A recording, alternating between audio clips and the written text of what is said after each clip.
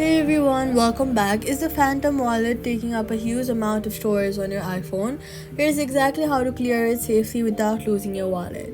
Done entirely from iPhone settings.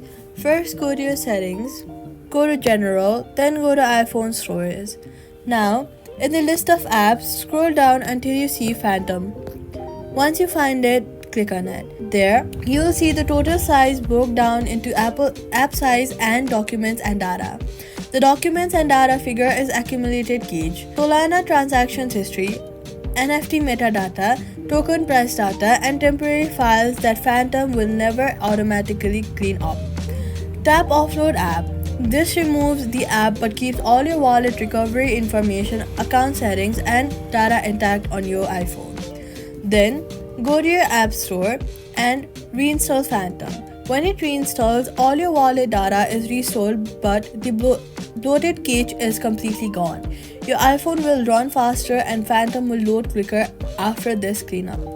So, all you gotta do is go to settings, General, iPhone Storage, find Phantom, Offload App, then reinstall from App Store. Cache will be cleared, wallet data will be safe, and that's it. Subscribe for more.